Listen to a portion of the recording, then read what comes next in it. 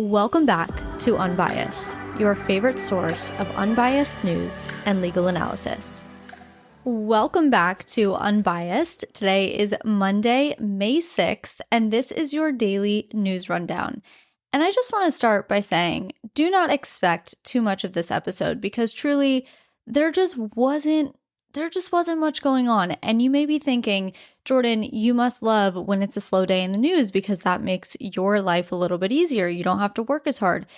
It couldn't be further from the truth. I hate slow days in the news because what I love to do is I love to actually teach about interesting things and educate you where, educating is necessary. And I like to talk about cool things. And when days are slow in the news, I just sit at my computer waiting for an interesting story to cross my desk. And sometimes it just never happens. And so today I have an episode for you, of course, but I'm just letting you know, keep the expectations low.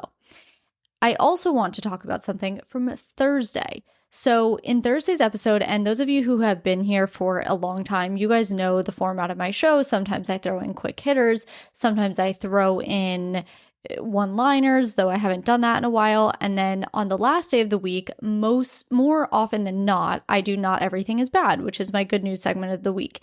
And sometimes the episodes will end up where it's quick hitters and then Not Everything is Bad right after that. So in Thursday's episode, I did quick hitters, which I covered, I think, 4 different stories, one of which was the abortion ban repeal out of Arizona. And when I started my quick hitters segment, I said something along the lines of, okay, so now we're going to get into quick hitters. Before we get into Not Everything is Bad, which is my good news segment of the week, the first quick hitter is the Arizona abortion ban repeal. And I had multiple people reach out to me thinking I said that the Arizona abortion repeal was the good news of the week. And, the usual claiming, how can I call myself unbiased when I talk the way that I do? And so I just want to say the quick hitter segment and the Not Everything is Bad segment are 2 very different things. And so for anyone else who may have tuned in for the first time on Thursday and maybe, heard something different than what was said, didn't happen. But if you feel the need, you can always go back and listen. I think it's around minute 10:29, something like that. So anyway, those are just a couple of things I wanted to clear up for the day. And now, without further ado, we can get into today's stories, with the first story being from Friday, so we obviously didn't get a chance to talk about it, and that is that yet another congressman has been indicted. This time, Congressman Enrique Roberto Henry Cuellar. He is a Democratic representative from Laredo, Texas, and according to the DOJ's indictment, from at least December 2015 through November 2021, Cuellar and his wife, who was also indicted, allegedly accepted roughly $600,000 in bribes from 2 foreign entities, one of those entities being an oil and gas company owned and controlled by the government of Azerbaijan, and the other a Mexican bank. So the bribe payments were allegedly laundered pursuant to these sham consulting contracts through a series of front companies and middlemen into shell companies owned by the congressman's wife. In exchange for these bribes, obviously there were trade-offs. So in exchange for the bribe paid by the oil and gas company, Cuellar allegedly agreed to use his office as congressman to influence United States policy in favor of Azerbaijan. And in exchange for the bribe paid by the Mexican bank, the congressman allegedly agreed to influence legislative activity and advise and pressure high-ranking executive branch officials regarding certain measures beneficial to the bank. Cuellar and his wife are each facing 16 charges. Those charges include bribery, conspiracy, money laundering, as well as some violations of relevant foreign agents laws. So that's your news from Friday. Let's now move on to today's news, which, as I said, is not a lot. But this morning started with the judge overseeing Trump's hush money trial, again holding Trump in contempt for violating the gag order that is currently in place. This violation brings the total violations to 10. You may remember in last Tuesday's episode, I spoke about the judge holding Trump in contempt for 9 gag order violations, but I said that there was going to be another hearing later in the week to determine whether Trump committed additional violations. And that was because the prosecution was seeking contempt rulings for 14 separate alleged violations. But early in the week, Judge Merchan only ruled on 10 of those 14 and then scheduled the remaining 4 for a separate hearing later in the week. And that is the ruling that Judge Merchan just released this morning. So the ruling on those other 4 alleged violations. Out of those alleged 4 violations, Merchan found Trump guilty of 1. Specifically, the violation was a result of statements that Trump had made about the jury in an April 22nd interview on Real America's Voice. Trump said in part, quote, "That jury was picked so fast, 95% Democrats. The area is mostly all Democrat. You think of it as just a purely Democrat area. It's an unfair situation, that I can tell you." End quote. So in ruling, Merchan said that Trump not only called into question the integrity and legitimacy of those proceedings, but also again raised the specter of fear for the safety of the jurors and their loved ones. Consequently, Trump was held in contempt. So alongside the $1,000 fine as a punishment for violating the gag order, Merchan also threatened jail time, which he did threaten last week as well. But today he said, quote, "Mr. Trump, the last thing I want to do is put you in jail. You are the former president of the United States and possibly the next president as well. But at the end of the day, I have a job to do." End quote.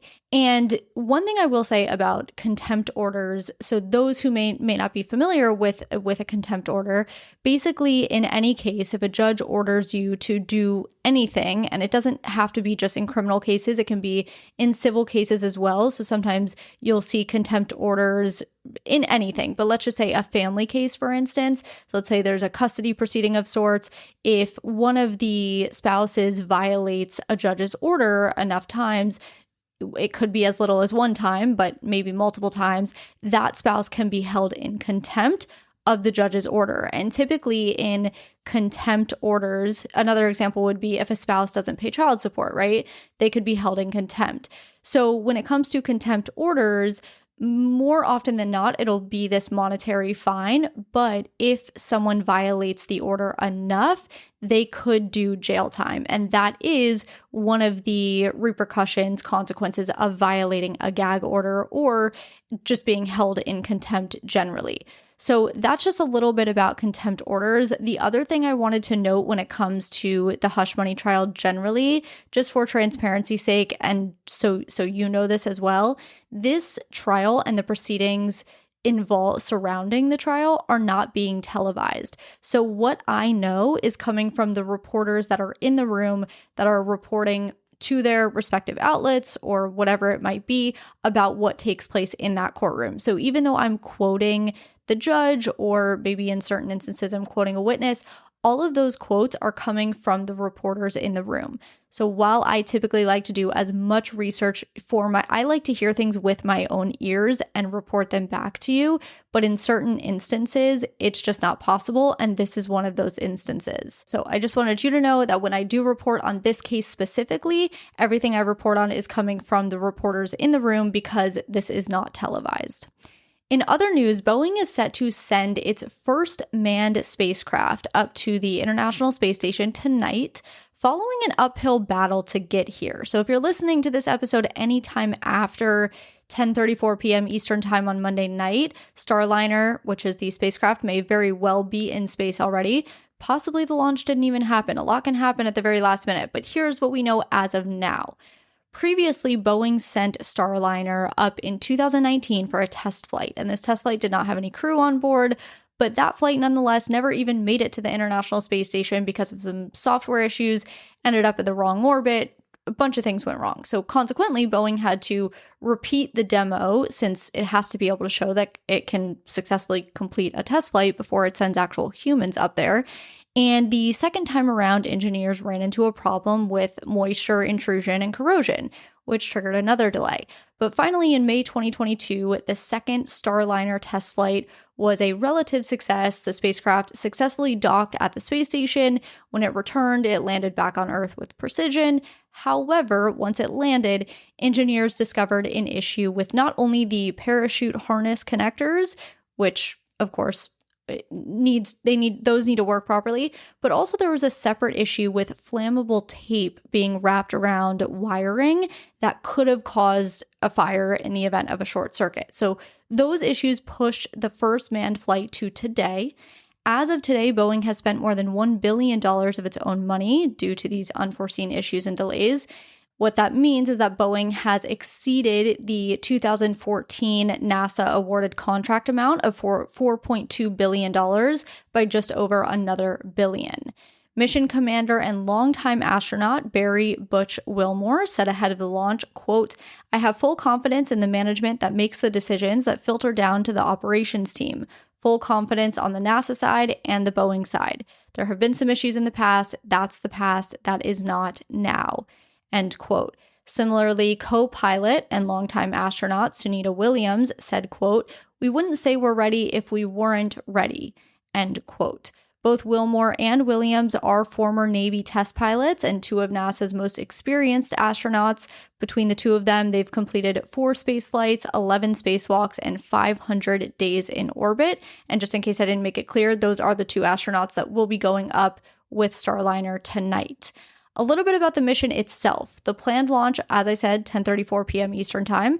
It'll take approximately 15 minutes to reach its initial orbit, and it should dock at the ISS around 12:46 a.m. Eastern Time on May 8th. They'll be welcomed by 7 other astronauts who are currently aboard the space station. They'll spend a little over a week there, and they're scheduled to head back to Earth on May 15th. Whether the spacecraft actually undocks from the space station on the 15th will entirely depend on the weather in New Mexico, where they're scheduled to land, because NASA won't approve undocking unless wind speeds at the landing site are 6 knots or less. But regardless, when Starliner does eventually land, it'll touch down on land rather than water, and it'll use 2 parachutes and 2 sets of airbags to sort of ease the shock of the land. So this is obviously a pretty critical time for Boeing. Let's keep our fingers crossed and wish these 2 astronauts well. And if you're anything like me, you'll be watching this launch from your driveway.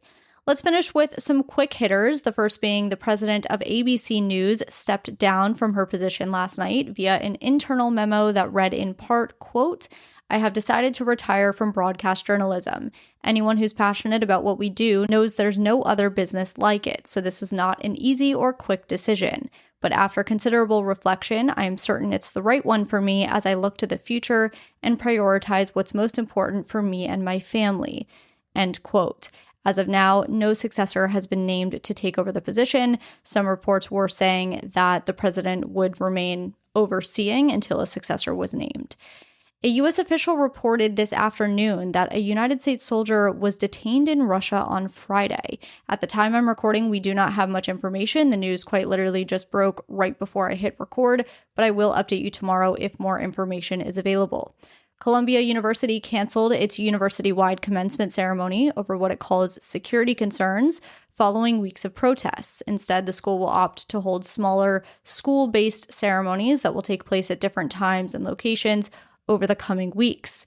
And this afternoon, Hamas said it accepted a ceasefire deal proposed by Egypt and Qatar, but at this point, 3:30 p.m., it's not entirely clear whether Hamas agreed to the most recent ceasefire proposal as it was outlined last week, or if they sent back revisions. So at this time, Israel is reviewing what was sent back by Hamas, but Israeli officials have yet to issue an official statement as to their position.